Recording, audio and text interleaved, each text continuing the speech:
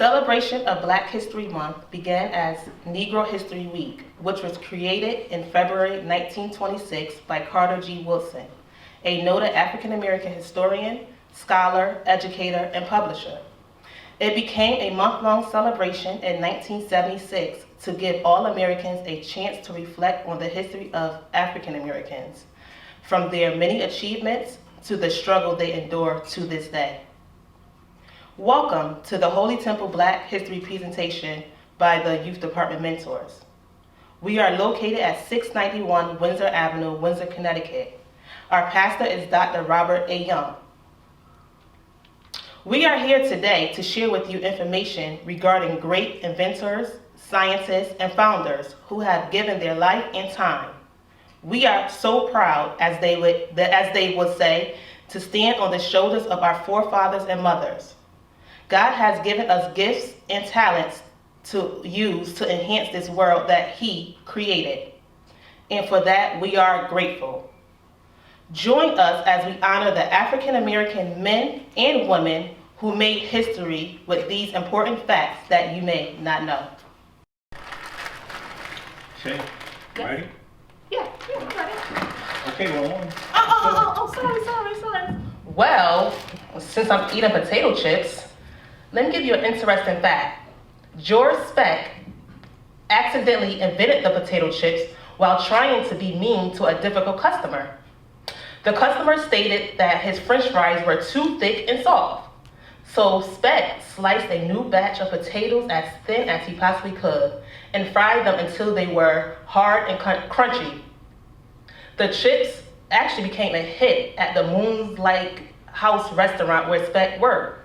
They were placed a basket of chips on every table.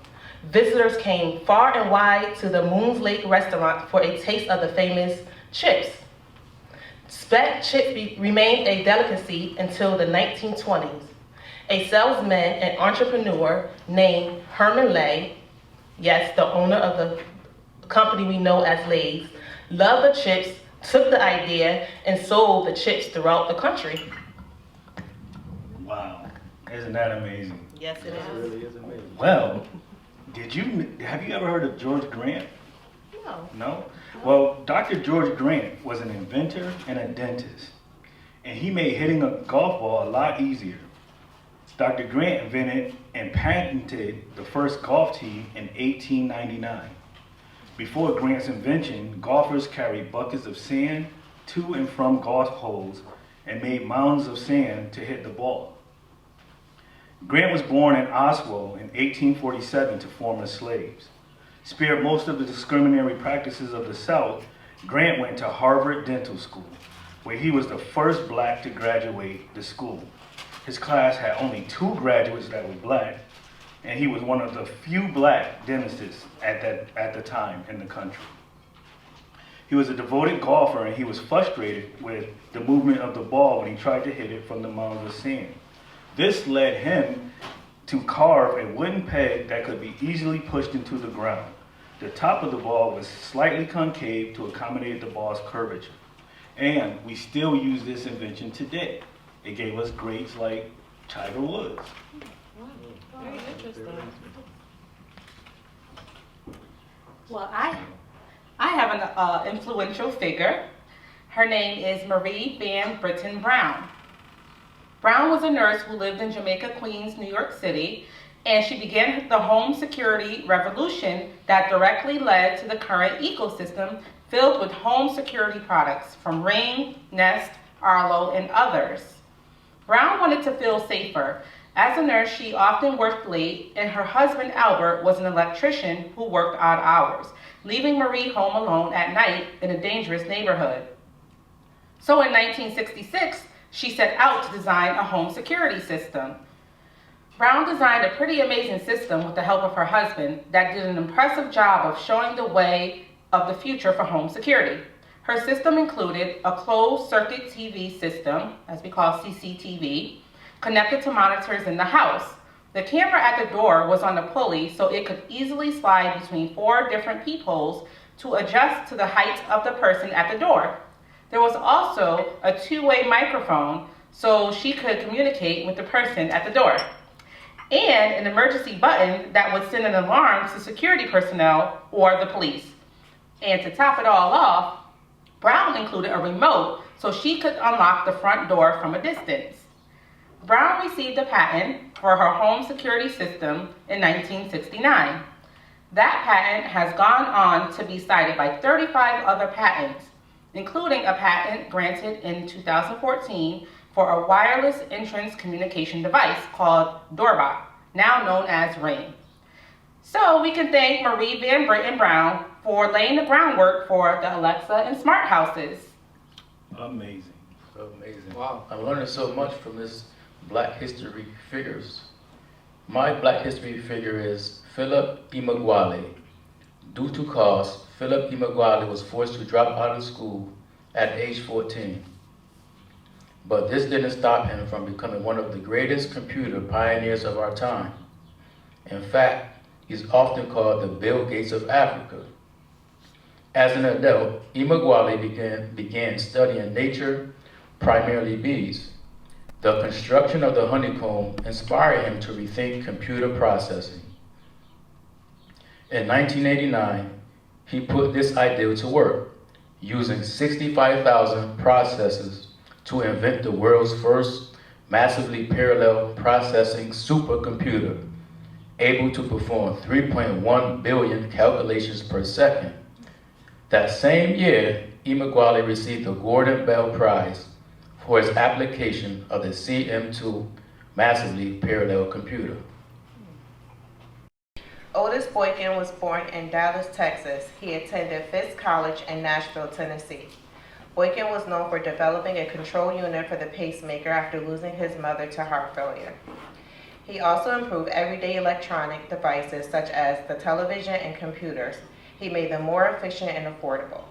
Boykin had 26 patents in his name and famed for development of the IBM computers, burglar-proof cash register, chemical air filters, among other things.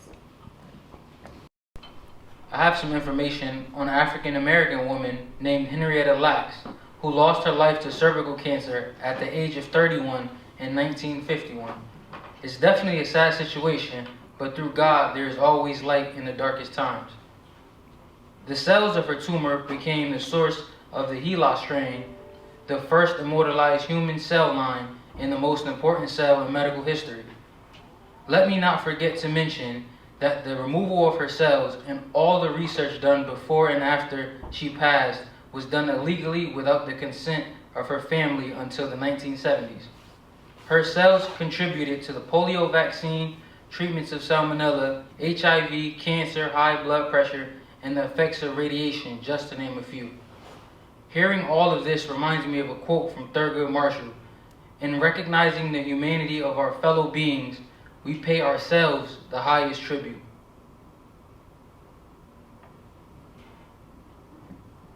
Bishop Charles Harrison Mason. Born to a former slave, Jerry and Eliza Mason, he was born September 8, 1864. He worked with his family as sharecroppers. He didn't receive a formal education. At an early age, he was influenced by his parents' religion.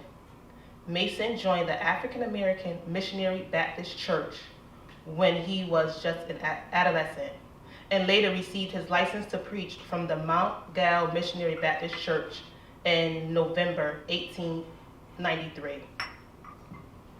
In 1895, Mason met Charles Price Jones, a popular Baptist preacher from Mississippi.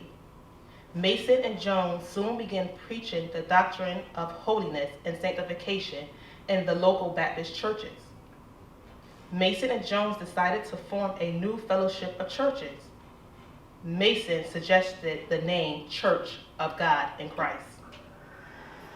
Due to disagreements in the new Pentecostal teachings, the two men split their group in 1907. Mason won the legal rights to the Church of God in Christ, established in Memphis, Tennessee.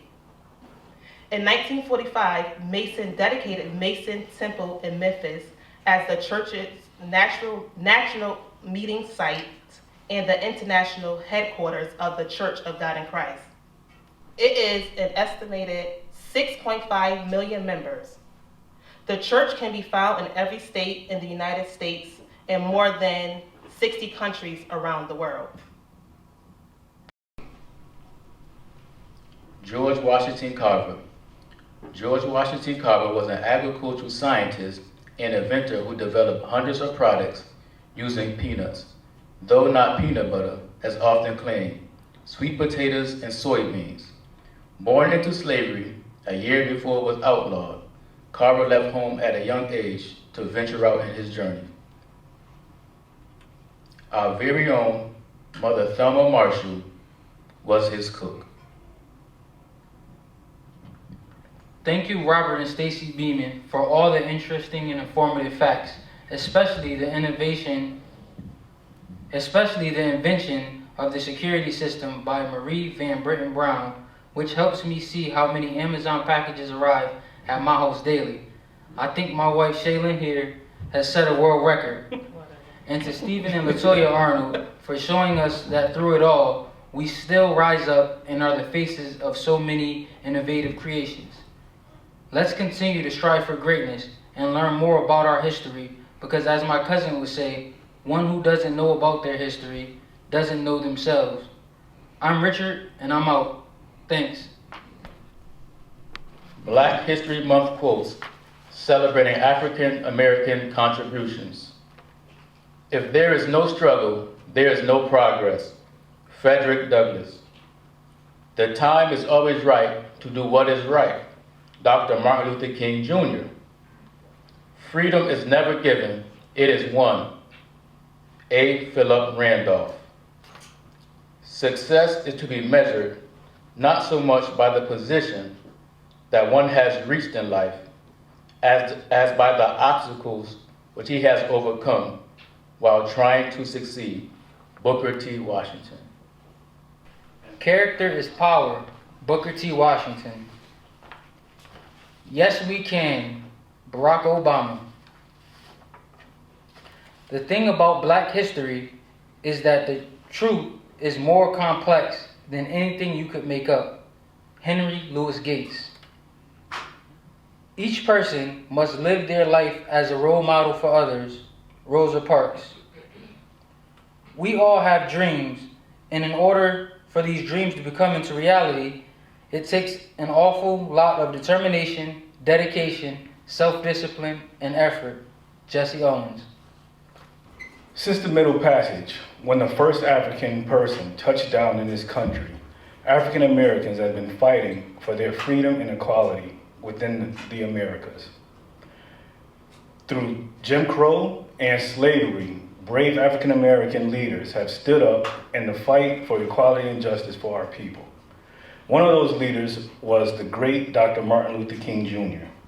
In one of his speeches, he said, "I refuse to accept the view that mankind is so tragically bound to the starless midnight of war and racism that the daybreak of peace and brotherhood can never become a reality.